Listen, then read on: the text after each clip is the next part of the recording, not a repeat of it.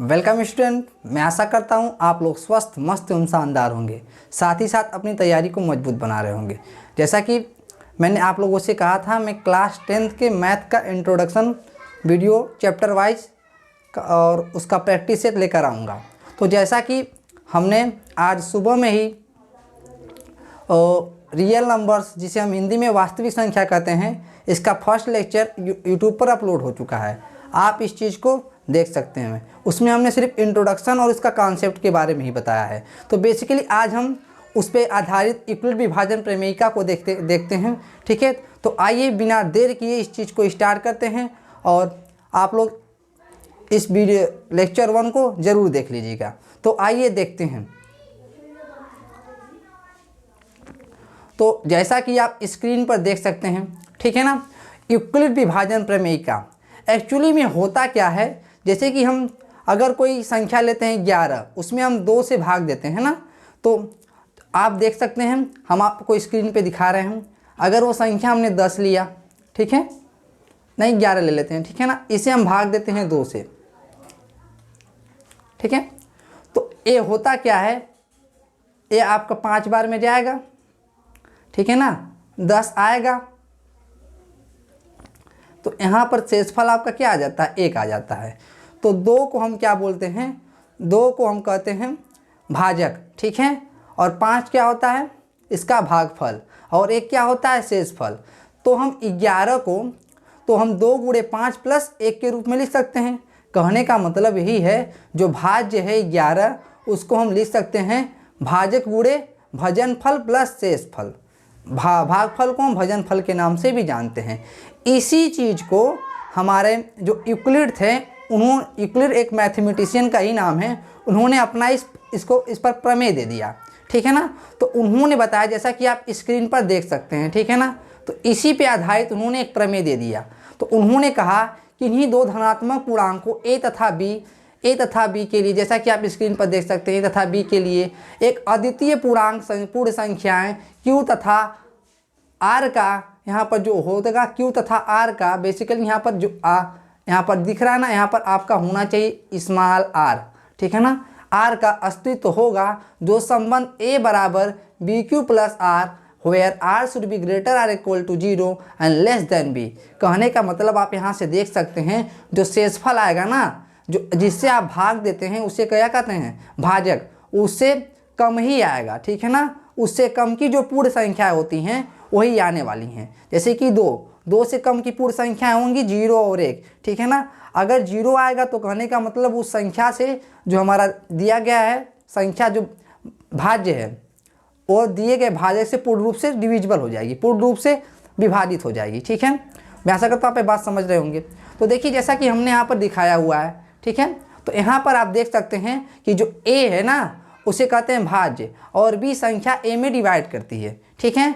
और डिवाइड करने के बाद अगर क्यू आ जाता है हमारा, और उस यहाँ पर शेषफल आर आ जाता है, तो ए को हम बी क्यू प्लस आर के रूप में लिख सकते हैं। जो आपका शेषफल आएगा वह 0 भी हो सकता है और 0 से बड़ा होगा, लेकिन बी से छोटा होगा। जो आपको भाजक दिख रहा है ना, यहाँ पर जो भाजक दिख रहा है, उसे क्या होगा, ये चीज़, ए बी जो दिख रहा है आपको, उससे छोटा ही होगा, ठीक है ना।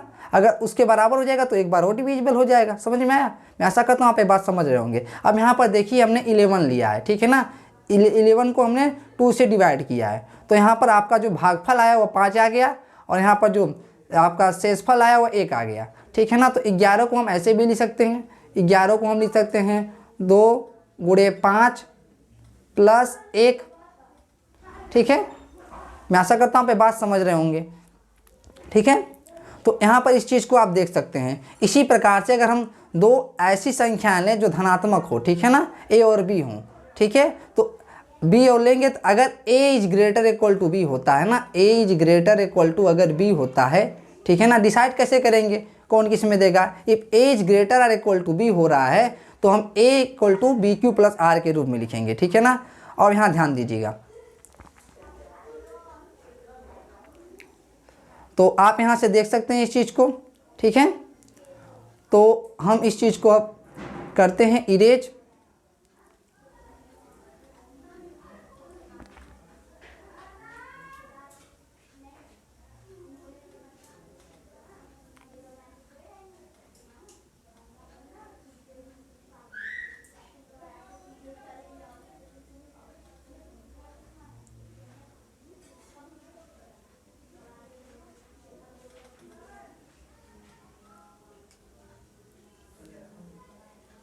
इस चीज़ को इरेज करते हैं हम, ठीक है ना।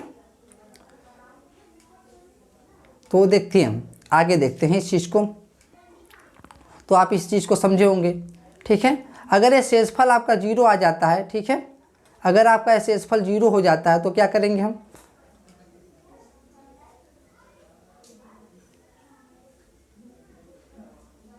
तो अगर आपका शेषफल 0 हो जाता है, ठीक है, तो ये चीज़ क्या हो जाएगा, ए से डिविजिबल हो जाएगा, ठीक है। तो आइए देखते हैं यहाँ पे, देखिए इसमें ए को क्या कहते हैं, भाज्य, तथा बी को क्या कहते हैं, भाजक, ठीक है। और हम क्या कहते हैं, और ए को भाजक के रूप में जानते हैं और क्यू को भागफल तथा आर को शेषफल के रूप में जानते हैं। तो इसे हम समीकरण नंबर 1 मान लेते हैं। क्लियर। तो आगे आइए हम देखते हैं। तो यहाँ से आप देख सकते हैं यदि r बराबर 0 हो, ठीक है ना, तब इसका जो HCF आएगा वो ए तथा ए और बी का बराबर जो बी आएगा, ठीक है ना। कहने का मतलब यही है, अगर यहाँ पर ऐसे लिखते हैं ना, ए बराबर बी क्यू प्लस आर,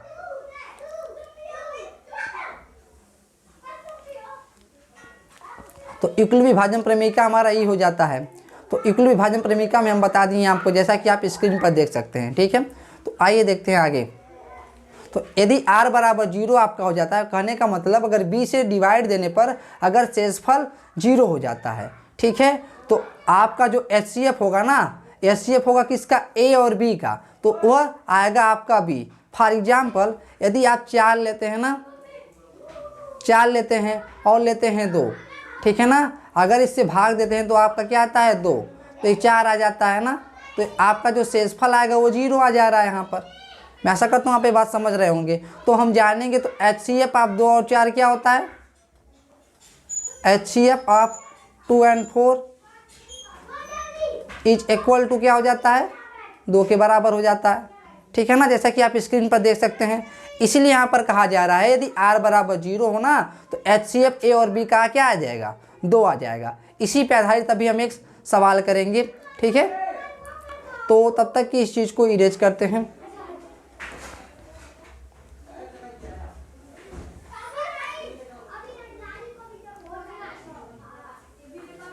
ठीक है, तो जरा यहाँ ध्यान देखिए। अगर दूसरा केस में देखते हैं, यदि r नॉट इक्वल टू 0 हो तथा बी r के लिए हम पुनः क्या करते हैं, r प्लस टी। अब यहाँ से s और t आ जाता है, t एक शेषफल का कार्य करता है ना, तो अगर t should be greater equal to 0 में लेस देन s होगा, ठीक है ना, जैसे कि विभाजन प्रेमी क्या कहता था, जिससे हम भाग देते हैं, मतलब जो उसको भाग देता है भाजक, ठीक है ना, उससे जो आपका शेषफल होगा वह छोटा ही होगा और 0 से बड़ा या बराबर होगा, ठीक है ना। तो एक इस केस में आप इस चीज़ को देख सकते हैं, ठीक है ना।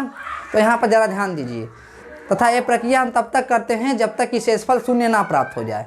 यदि शेषफल 0 प्राप्त हो जाता है तो भाजक ही HCF क्या हो जाए, HCF हो जाता है। समझ में आया। अभी इस चीज़ को हम एक उदाहरण की सहायता से देखेंगे। तो आइए देखते हैं उदाहरण की सहायता से एक सवाल, ठीक है, जो आपको हमेशा एग्जाम में ऐसे सवाल देखने को मिलेंगे। तो आइए देखते हैं, ठीक है। तो यहाँ से आप देख सकते हैं। तो आप पहले प्रश्न देखिए, यूक्लिड विभाजन या यूक्लिड एल्गोरिथम का प्रयोग करके 272 तथा 1032 का महत्तम समापवर्तक ज्ञात कीजिए। ये जैसा कि आप लोग देख सकते हैं कि 2022 में पूछा गया सवाल है, ठीक है। तो हम क्या करेंगे, तो पहले हम ये चेक करेंगे इसमें बड़ा कौन है। क्या करेंगे, पहले हम चेक करेंगे कौन बड़ा है। तो जो बड़ा होगा उसके हम उसको ए मानेंगे और जो छोटा होगा उसे हम बी मानेंगे। क्लियर। तो यहाँ से आप क्या देखेंगे, यहाँ पर जो आपको दिया गया है प्रश्न में, यूक्लिड एल्गोरिथम का प्रयोग करके 272 तथा 1032 का महत्तम समापवर्तक ज्ञात कीजिए, ठीक है, जैसा कि आप स्क्रीन पर देख सकते हैं। तो मौसम आप 272 1032 का हमें निकालना है, तो यूक्लिड एल्गोरिथम से लिखेंगे, क्योंकि क्या लिखेंगे, 1032 जो है 272 से बड़ा है, इस चीज़ को हम लिखेंगे, जैसा कि आप स्क्रीन पर देख रहे हैं। इस चीज़ को लिख लिए हम। इस चीज़ को लिखने के बाद हम देखो क्या करेंगे, तो आपका 1000 a बराबर बी क्यू प्लस आर होता था। तो ऐसे दो नंबर का अस्तित्व हो रहा है, क्यू की जगह पर क्या है 3 है और आर की जगह पर 216 है, ठीक है ना। तो 1032 को हम लिख सकते हैं, इसको थोड़ा इरेज करते हैं,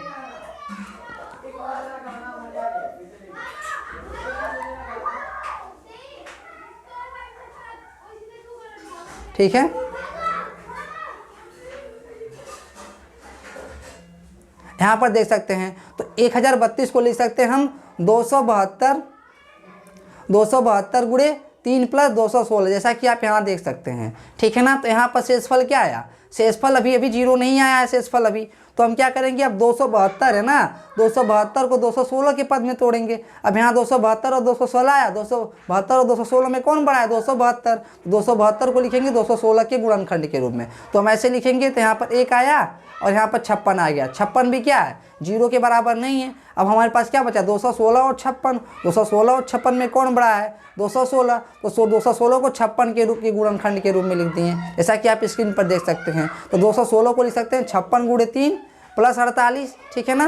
तो जैसा कि आप यहाँ पर देख सकते हैं 256 को, लेकिन यहाँ भी देख रहे हैं क्या, 48 भी जीरो के बराबर नहीं। 48 क्या है, यहाँ पर शेषफल है। तो क्या करेंगे, अब यहाँ पर बचा हमारे पास 56 और 48, और क्या करेंगे, अब 56 48 में कौन बड़ा है, तो यहाँ पर आ जाएंगे 56 और 48। 56 को क्या लिखेंगे, 48 के रूप में तोड़ेंगे। तो 48 से 56 को तोड़ेंगे तो 48 गुणे 1 प्लस 8 के रूप में तोड़ा जा सकता है। तो फिर भी हम देख रहे हैं कि यहाँ पर शेषफल क्या आ रहा है, 8 आ रहा है, जो 8 के जीरो के बराबर नहीं है, जैसा कि आप यहाँ पर देख सकते हैं लिखा हुआ, ठीक है। तो यहाँ पर देखो, अब यहाँ पर आगे देखिए, अब यहाँ 48 को किसके रूप में, 48 और 8 बचा हमारे पास, यहाँ पर 48 और 8 बचा। 48 और 8 को अब हम तोड़ेंगे 48 को 8 के रूप में। तो 8 को 48 को 8 के रूप में तोड़ेंगे तो 8 छक 48 होता है, तो प्लस का जीरो आ गया। तो यहाँ पर क्या आ गया, शेषफल जीरो आ गया। अभी हम पीछे बताए हैं, जिस भाजक से हम भाग देंगे, अगर उस केस में अगर वो शेषफल जीरो ला दे रहा है, तो उसका जो मौसा होगा वही दिया गया भाजक होगा। यहाँ पर देख रहे हैं हम,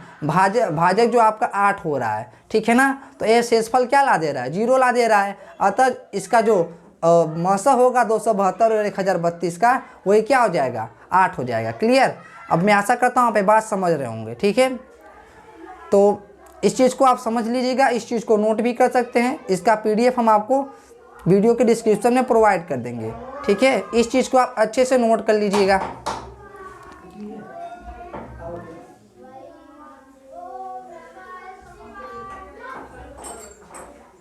ठीक है।